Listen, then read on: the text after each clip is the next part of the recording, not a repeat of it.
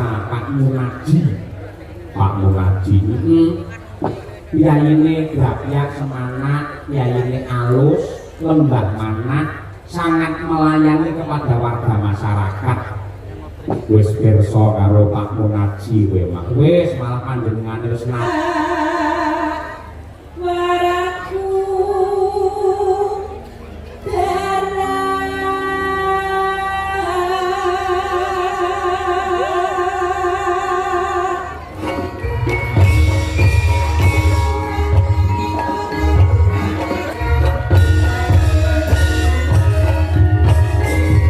syukur kunjuk ana kemurani Hyang Agung Yono. Dinene palungguhan iki kowe lan ugi kanca-kanca Madangkara bisa nderek sowan silaturahim wonten ing Desa Wates Jenangan Ponorogo. Iya, dalam rangka bersih desa ya Pak. Dalam rangka bersih desa ngestokake dawuhe Bapak Kepala Desa Pak Munaji. Pak Munaji yayine Grapyak Semanak, yayine alus, lembah manah, sangat melayani kepada warga masyarakat. Wis pirsa karo Pak Munaji kowe mak wis malah panjenengane wis nate tindak ana ing Buku Karanganyar. Waton kepareng lenggah ana ing sisih kono, sisih tengen kono, golek ana kiai sing gagah gedhe dhuwur ya kuwi Pak Munaji. Gagah gedhe dhuwur tegese sing gagah kuwi cita-citane sing dhuwur ki manggayuwe untuk memakmurkan dan memuliakan menyejahterakan warga masyarakat Desa Wates yang tercinta. Tepuk tangan untuk Pak Lurah. Ya, Pak Munaji luar biasa nggih ngrangkani marang kabeh para warga masyarakat apa kersane masyarakat diwujudi watone hanjok marang kebersihan. Iya, banjur periode yang kedua ini dalam rangka bersih desa Pak Munaji kepareng wayangan wis ping pira Pak? Alhamdulillah lagi pisan iki kok ya. Ning muga-muga ini bukan yang terakhir namun pijakan awal ya. Sapa ngerti banjur panjenengane besok tahun ngarep lak wis purna. Ya, monggo kepala desa iki bisa 3 periode saged. Muga-muga tetep ditresnani karo para warga masyarakat ing Wates kene satemah dipercaya dening para kawula kabeh anggene nata lan ugi ngayomi saking para warga Wates. Iya, ngono ya Pak. Kaya ngono kuwi ugi matur nuwun karo Bu Lurah Bu Kades. Lan ugi ibu-ibu PKK sedaya kemawon juru ladi mboten katalungkan dhumateng panitia ingkang dipandhigani kaliyan Pak Susilo Budi.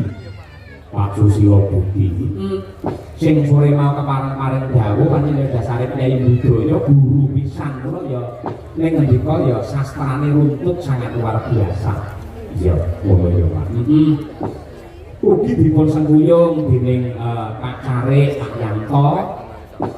Iki hajate 2 dusun wiwit saka krajan karo gawe.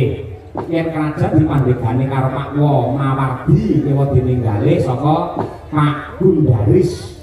Ya, kaya sing diaturake ngarep mau iki swadaya per rumah ya kuwi 100.000 ditambahi donatur mligine utawa donatur utama saka Tambang Bungkus Adiguna nenggih Bapak Gundaris kalian Pak Heru Agus ditambahi APBDes lalu di sinengkuyung dening pangestunipun para sepuh adisepuh para kiai alim ulama ingkang kepareng ngayomi dhumateng saking warga masyarakat ing Wates. Iya, ngono ya Pak. Kaya ngono mau sore mau wis ana ruwatan ala kene ya sing dipandhegani karo Mbah Miskan. Iya, ngono kuwi. Ugi ana doa bersama saka ibu-ibu muslimat saka kadang-kadang Ansor malah wingi iki ana pentas karawitan di Wates sing nyatane Wates kene iki kagungan gamelan kuwi sing cacahe petang set nggih kabeh paguyuban pentas ning kene diwadahi dening paguyuban Pakoso Laras tegese wates kejaba desane Gemah Ripah Woh Jinawi, wargane guyub rukun tentrem raharja. Desa Wates juga desa yang berbudaya, yang menjunjung tinggi yawi harkat martabat bangsa melalui yawi seni budaya mriki karawitan lho. Anten bener kaya mengkono kah. Nadyanto mriki piniji sowan ning kene ning mareng tanpa upama kok nok jan panitia nyelok perangkate bergas. Aku sak kanca sowan langsung ya karo Pak Lurah langsung diponggo Pak Dalang mriki mangke menawi dhahar teng mriki menawi badhe ngesakaken dandan teng mriki kamar mandi mangke teng wingking TK kata sanget Pak Dalang akeh nek limo kok kira kamar mandine nek kabeh belas nek lampune ayo lamangane sing rubuh sitok dadi aku nguyung meni bokong kuwi tak nggih lamang ben alam dulu. Bukan jane lawane Pak Lurah misane. Ayo paten sing dipenggali ya tenan kanggo lagane ngawi kebelet uyuh tur dasare peteng ndedhet terus tak uyuhi bae ember. Ayo. Suarane ya luar biasa iki guyon. Iki guyon kan akrab karo Kyai Wates kene yang sangat luar biasa. Wis ewoke kaya ngene, lapangan sing semene jembare nyatane tumblek-blek. Mergo pangandikane para panitia pancen Kyai Wates kene maniak ning budaya, maniak ning wayang, remen karo seni tradisi. Ya, nadyanto awake dhewe rong nate sowan rene ning biaya kene wis asring mirsani ning YouTube lan uga mirsani ning Sakti TV. Oh, kemenangan Pak Lho, bengi iki awake dhewe bisa secara langsung ketemu karo warga masyarakat ing Wates sedaya kemawon. Mugi-mugi amal kesayanganipun warga masyarakat Wates dipandhegani diayomi karo Pak Kepala Desa menika dados amal jariah ingkang sae lan ugi saged dados sarana berkah tumrap sedayanipun andayane dhumateng Desa Wates wiwit ing ratri menika ngantos pungkasaning jaman wontenipun Anundayu lan Rahayu Durga Mendak Kala Sirna Yuwana Basuki pinaringan tebih saking sukar sakit lan sambikala pinaringan rezeki ingkang melimpah ruah kebak barokah lan ugi pinaringan putra ingkang soleh lan solehah tentrem lahir batin selamat dunya tekan akhir Allahumma amin sembahun iki akeh pamundhut ya Pak nggih gemene wektu nduk mergo niku ya ana bintang tamune ya kuwi Mas Bareng pacitan karo Mbak Eka uget-uget iki diwaca dhisik salah siji dhisik ya Pak saking Mbak Susilo AS nah iki ya ngatur dhumateng Pidalang Cahya Utadi assalamualaikum warahmatullahi wabarakatuh. Waalaikumsalam yo gending podang kuning Sri Bening gending menika kula aturaken dhumateng masyarakat Desa Wates sumrambah para ingkang kepareng midharetaken wonten pundi kemawon kula suwun ingkang nembang mangke Mbak Eka uget-uget nggih ingkang nembang nggih Mbak Eka uget-uget nggih siap mangke kula aturaken ana siji kas mulyane disusulke ya Assalamualaikum warahmatullahi wabarakatuh. Waalaikumsalam Pak Dalang. Kula Mbah Dali Dalih RT 3 RW 1 Wates jenengan nyuwun gending eling-eling Banyumasan kalian sugih tanpa bondo. Cekap semanten Mbah salam kula Mbah Dali. Ya sendro dhisik iki diaturake eling-eling Banyumasan dhisik. Sing lembang sing bawa engko nyuwun karo Ibu Sukesi Rahayu ewadine sing kepareng beksa cara Banyumasan ya kuwi Mbak Tri Hastuti Retnawati. Apik iki. Kuwi nek joget Banyumas iku ulun apa iki? Ayo. Mila bekese mang bawani rumiyin langkur Banyumasan saderenge bawa sampeyan minangka wakil waranggana lan ugi kadang-kadang pengrawit ngaturke panuwun marang sagung para panitia lan ugi warga masyarakat Wates yang tercinta. Monggo. Assalamualaikum warahmatullahi wabarakatuh.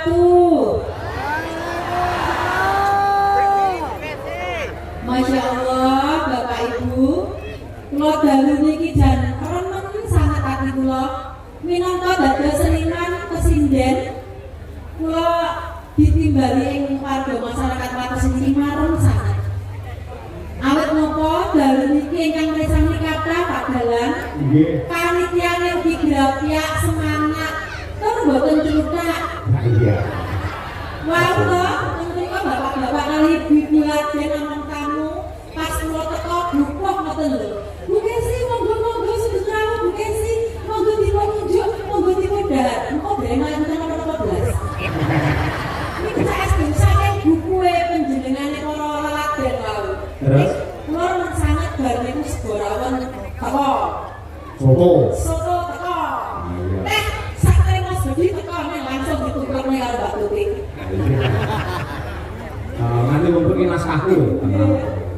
Pramila kula ngaturaken panuwun ingkang tanpa upami kunjuk dumateng Pak Kepala Desa, para perangkat desa, sesepuh pini sepuh, para kiai alim ulama lan ugi sedaya warga masyarakat wonten atas mriki. Dalem iki bojo kula Mas Cahyapun tadi sampun panjenengan percaya mlipur warga agung wonten atas mriki. Kula ndedonga mugi-mugi warga dusun wates mriki sasampunipun ngawontenaken upacara bersih desa, desa mriki tansah ditebihaken saking bilahi. Diparingi keselamatan sedaya keluarganipun, dipun paringi murah rezekinipun, dipun paringi keselamatan donya kaping akhir. Matur suwun Pak Dalang sampun. Sampun. Gandeng sampun jenengan dongani yo saiki berkati dadi dong. Kaya mudin ya. Terima kasih. Kumlek-blek Bu Kesi itu apike Kyai mirsani wayang iki kebak tata krama. Sing mirsani kepareng pinarak lenggah kuwi kakung putri iki campur, ora didewek-dewekke, ora dikelompok-kelompokne campur aduk. Ning nyatane mboten geger, mboten wonten ngeret jejegan. Itulah etika orang Jawa dalam mirsani wayang kulit. Mula Kyai bersih desa kalau syukuran apa bae, tontonan sing paling khidmat, tontonan sing paling tentrem, adem ayem adalah wayang kulit. Apa nek ing wates nadyan sak lapangan sing kepareng rawuh jenjem permanen mboten wonten ingkang geger. Tepuk tangan untuk warga masyarakat wates yang tercinta. Nggih, Ijolon Tuhan. Ayo iki. Cara Banyumasan. Nggih.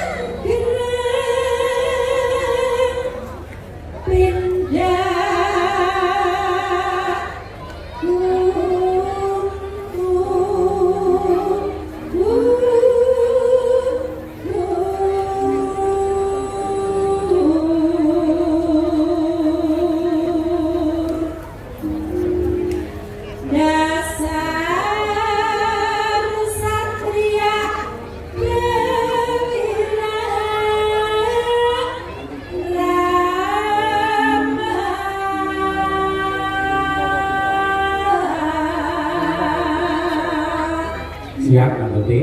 Eling, eling, kula eling